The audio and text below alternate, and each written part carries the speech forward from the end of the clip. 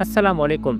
जेकॾहिं पुछिजे त सिंध जो क़दीम तरीन शहर जेको अञा ताईं मौजूदु आहे सो कहिड़ो आहे, त तारीख़ी ॼाण मुताबिक़ इहो सेवणो आहे। माण्हूअ जी वॾी उमिरि बाबति अॻिए दौर जी ॻाल्हि आहे त किन सुघड़ माण्हुनि मां हर हिकु पंहिंजी वॾी उमिरि बाबति मिसाली बेत ॾिना ऐं मंझान हिकु चयो त जॾहिं ठटे ते ठा कयो अॼु उथे मुल्तान तॾहिं 60 सहेलियुनि साण मूं मिटी खई मथे ते। सभिनी चयो त हीअ असां में वॾी आहे, पर उन वक़्तु का बि झूनी चवे हा त जॾहिं सेवण थिए सामाण्हू अॼु उथे मुल्तान तॾहिं 60 सहेलियुनि साण मूं मिटी खई मथे ते। त उनखे उमिरि में वॾो करे बणियो वञे हा, छाकाणि त ठटे जे शहर जो ठाव 14वीं सदी ईस्वी में शुरू थियो, पर सेवण उन खां 1300 साल अॻु मौजूदु हो। इहो दलील सेवण उन सां लागू इलाइक़े जे हेठियुनि नालनि मां मिले थो जिन जो तारीख़नि में ज़िक्र आयो आहे, यानी सदूसान, सदुस्तान, सीविस्तान, सीवान, सहबान या सहवान, अरवड़, ठटो, बखरो ऐं रोड़ी भी सिंध जा क़दीम शहर आहिनि जेके अॼु ताईं मौजूदु आहिनि, पर सेवण उन्हनि सभिनी खां आगाटो आहे। सिंध में सिंधु दरिया सदियुनि दौरान पंहिंजा वहिकिरा फेराया आहिनि। क़दीम दौर में जॾहिं इहो वहिकिरो उभरंदे तरफ़ां उलहंदे तरफ़ वधियो ऐं पहिरियों भेरो शहर वारे माॻ वटां मटियो त किनारे सां सेवण वारी बस्ती आबाद थी। पोइ ईंदड़ 7 सालनि ताईं सिंधु या उन जी शाख अरल पए शहर ऐं इलाइक़े खे आबाद कयो। उन करे सिंधुअ जे पाणी ते सिंधुअ जे किनारे लॻो आबाद थींदड़ हिन बस्तीअ खे सिंधुसान या सिंधुस्तान सॾियो वियो या सिंधुस्तान सॾियो वियो। मुल्तान जो असुलु नालो मोल आस्तान यानी वसंदी जो बुण बुनियादु हो ऐं सेवण जो नालो सिंधु आस्तान यानी सिंधुअ जी बस्ती थियो। उन जे साॻिए भाॼे सां अॻिते हली सिंधु दरिया जे नाले सां अल रूद जो शहर आबाद थियो। इहो सिंध ते सासानी यानी ईरानी तसलुत वारो दौर हो।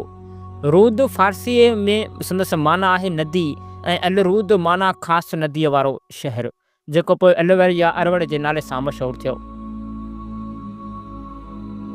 सेवण जे क़दीम अवाली नालनि बाबति अस्तखरी जी किताब मसालिक अल ममालिक में शहर तौर इलाइक़े जो नालो सिद्धूसान जी सूरत में मिले थो।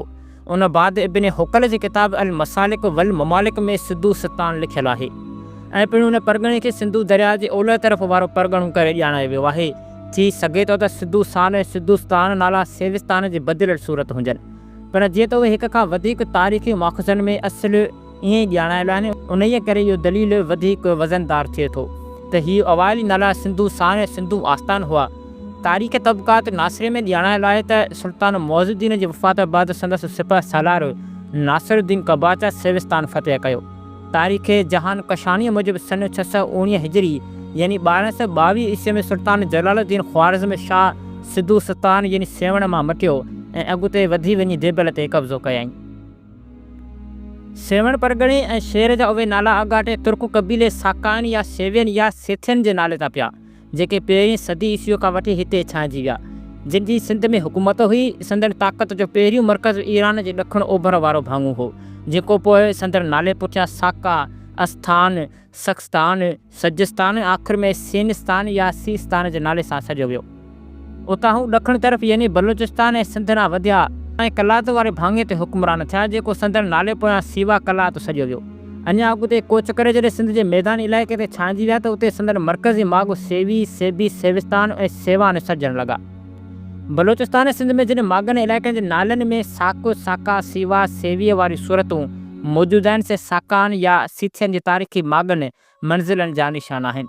मसलन पंजगूर खां कलात तरफ़ गिचक में 2 माॻ अञा ताईं साकाई कलात यानी किलो ऐं साकाई कान यानी कारेज़ सजनि था। कलात खे संदन नाले सां सीवा कलात सॼियो वियो। सीबी बि असल में सेवी हो।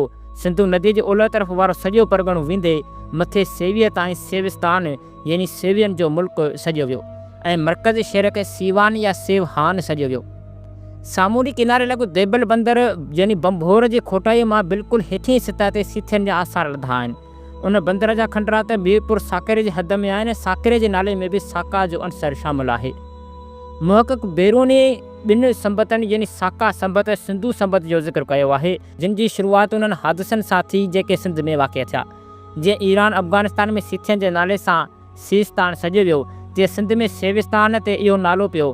तारीख़ी माख़ज़नि में सेविस्तान बाबति पहिरियां हवाला फ़तहनामे में मिलनि था, जेको अली कुफ़ीअ सन 1216 ईस्वी फारसीअ में तर्जुम कयो।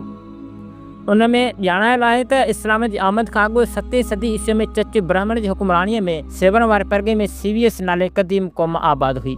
8वीं सदीअ में मोहम्मद बिन कासिम जी फतूहात वक़्तु 711 ईस्वीअ में काका राज में सेवियस क़ौम जो क़िलो ऐं सॼे परॻणे जो नालो सेविस्तान हो। पिणु मरकज़ी शहर सेविस्तान हो। तारीख़ फतुअल बलदान में शहर जो नालो चिट्रो सहबान लिखियलु आहे, यानी सेवान या सीवान। 500 साल पोइ 13वीं सदी जी शुरूअ में मुसनिफ़ याकूत पंहिंजी किताब मजमुल बलदान में सेवण वारे वसी इलाइक़े खे सेविस्तान सॾियो आहे ऐं ॼाणायो आहे त 14वीं सदीअ में सुल्तान मोहम्मद बिन तग़लक़ बाबति हवालनि खां वठी 19वीं सदीअ में टालपुरनि जे दौर ताईं सेवण वारे परगि॒णे जो नालो सेविस्तान हो। त उमेद आहे त हीउ वीडियो अवां सजणनि खे ज़रूरु पसंदि आयो हूंदो। त वीडियो खे लाइक कयो ऐं जेकॾहिं अवां नवां आहियो त चैनल खे ज़रूरु सब्सक्राइब कयो। वीडियो खे पंहिंजे दोस्तनि सां बि ज़रूरु शेयर कयो। त मिलंदासीं अहिड़ी दिलचस्प हिस्ट्रिकल वीडियो में। तेसिताईं असांखे ॾियो इजाज़त। अल्लाह हाफ़िज़।